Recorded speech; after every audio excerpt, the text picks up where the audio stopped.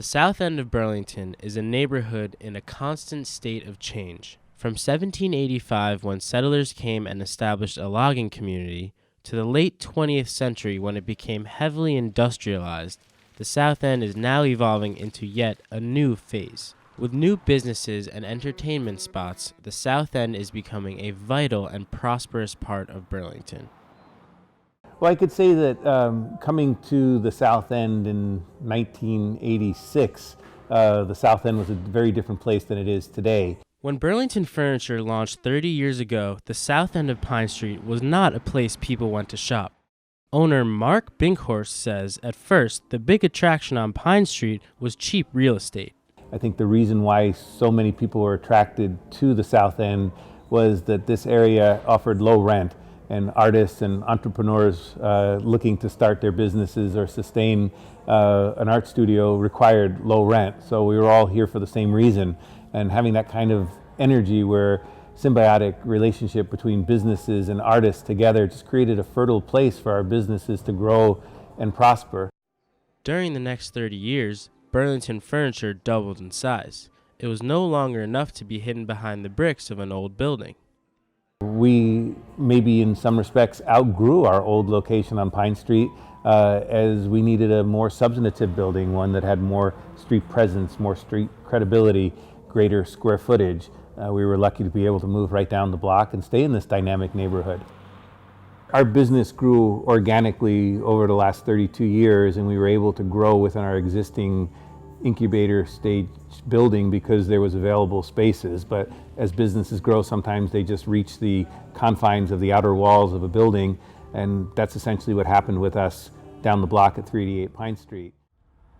As far as moving to the south end, it's a dynamic environment where a lot is happening. It is the place to be. This is the hottest real estate in the Burlington area right now. Good luck finding space because there's a lot of demand. For some merchants, these changes have meant opportunity. They now see this part of the South End as more lively and fun. Danielle Patterson is the marketing manager of Arts Riot, a restaurant and music venue on Pine Street since 2009. Patterson says Arts Riot had a big impact because it brought food and nightly entertainment to the neighborhood. Part of Arts Riot's success is we brought something late night here. We brought something after people get out of work that didn't exist before. Aside from New World Tortilla and a few other breweries in the area, there wasn't much going on after 5 o'clock. People would leave work and the South End would kind of die. And in the last 4 or 5 years, we've seen Citizen Cider come in and Zero Gravity and South End Kitchen when they were here and give people food and a reason to walk around the neighborhood and just to stay in the South End after they get out of work. In the South End, Arts Riot opened their doors to the community, establishing an ongoing relationship. It started off just, these ideas and trying to fill it with community programming and concerts was the idea behind it. But that involves a lot of partnerships and a lot of community connections, and those are generally made over time. So I think as the business began and as PJ and Felix went out into the community, introducing themselves and their ideas, people were really excited about what this business was and started to want to be a part of it.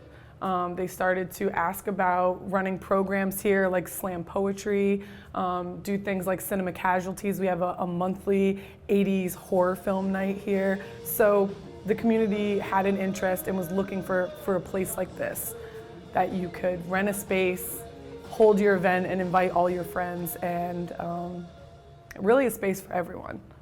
In the last 10 years, Arts Riot helped launch an evolution on Pine Street, a mix between an artist hub and traditional business. With new thriving businesses, the South End has become the place to be. In 2015, City Market announced plans to break ground for their second store. That's a big move. City Market has been a popular health food co-op in downtown Burlington since 2002. Even the most loyal shoppers would say the main store on North Winooski Avenue is crowded. Allison Weinhagen is City Market's Director of Community Engagement. We have been planning for expansion for years, and part of the reason you'll notice is that we're running out of space here. So we're doing $40 million in a store that really was meant for about a third of those sales. City Market is making money and could make a lot more. The challenge was to find the right location. After negotiations with Burlington's zoning department, City Market found its second home on Flynn Avenue. We had a purchase and sale agreement on the property that currently belongs to Vermont Rail System on the corner of Briggs Street and Flynn Avenue, where we were going to build our second location. And so since that time, we've hired architects. We have a team of consultants. We have been working with cooperative consultants who build new cooperatives all around the United States. We were meeting weekly with those groups, and now we're meeting every couple of weeks with subcommittees. The new City Market will have over 30,000 square feet of space. The plan is a go, but questions remain. Traffic in the South End is congested. Crossing the street in some places is difficult, even dangerous.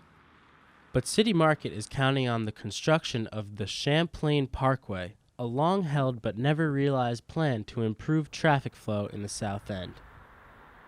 So as part of our work, we were required to have a traffic study done. So we had professionals come in and do a traffic study that included traffic from the South End Co-op, either with or without the Champlain Parkway.